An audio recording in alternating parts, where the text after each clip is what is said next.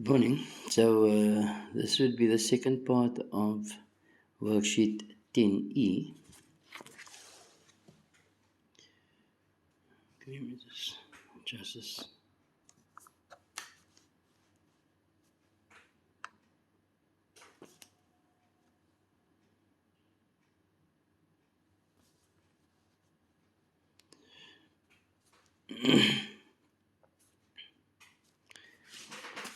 Okay, so looking at number 4.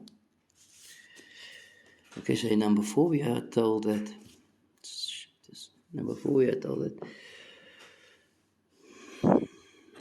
prove that triangle ABD is congruent to triangle ACE. So let's prove this triangle here is congruent to the triangle here. So as before we mark off by saying in triangle, start off by saying in triangle ABD and triangle ACE. Okay, so what can we say about those two triangles? Firstly, AB is equal to the length of AC. As you can see, that was marked equally. So we say given.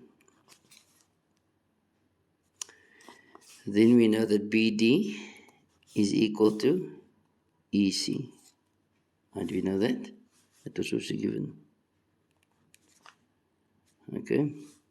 Now since the length of AB is equal to AC, therefore that length has to be equal to that because of this triangle, in that triangle. Okay.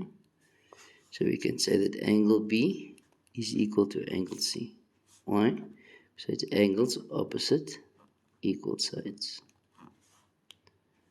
So therefore, triangle ABD is congruent to triangle. So ABD must be ACE. That's the case for congruency here, side angle side. As you can see, for this case for congruency, the angle must be the included angle. Okay, as you can see, these between the two known sides. Okay, let's look at B. B says, with these two parts in B, complete. So DA is equal to. So as you can see, a DA from here, or AD, has to be equal to AE. And why is that equal? Because triangle ABD is congruent to triangle ACE. Now say for argument's sake you didn't manage to prove this here in part A. You can use the fact that the two triangles are congruent to answer the rest of it. Okay. Number 2 says then the angle of A1. So of course the angle of A1 has to be equal to the angle of A3. Why? As you can see here. That's why order is important. The order is important so that the corresponding angles and the corresponding sides will be equal. Okay. And what's the reason here again is that triangle ABD is congruent to triangle ACE. Okay. Let's look at number 5. People, this video is free.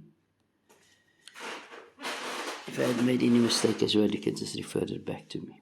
Okay. So in number 5, we are told that given E1, E1 is equal to F1. No, sorry, F2. So that means to say that these lines, as you can see, the alternate angles there. So these lines are actually parallel. Why? Because the alternate angles are equal. If the alternate angles was not equal, you couldn't have proved that the lines are parallel. Okay? So yes, that lines are parallel.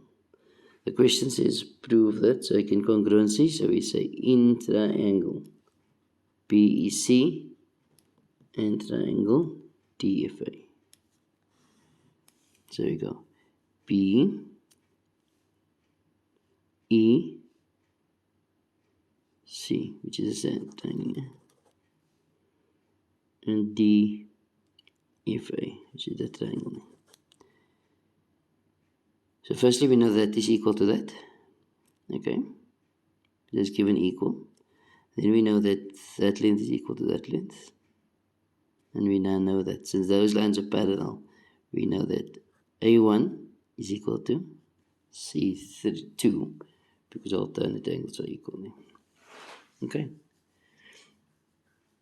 That is enough to conclude congruency.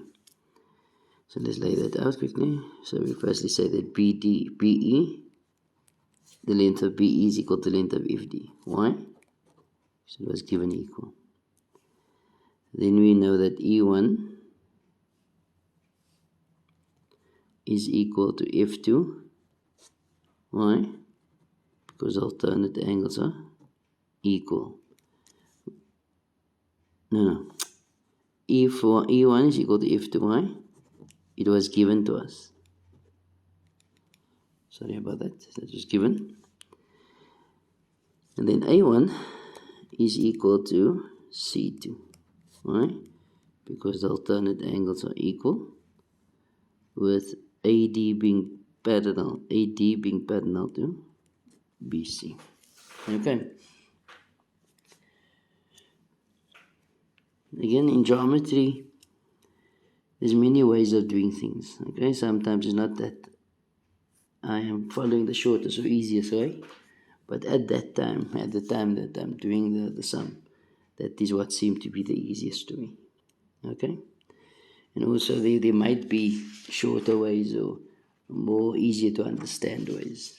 Okay, so we can conclude now. Therefore, triangle BEC is congruent to triangle DFA. Why?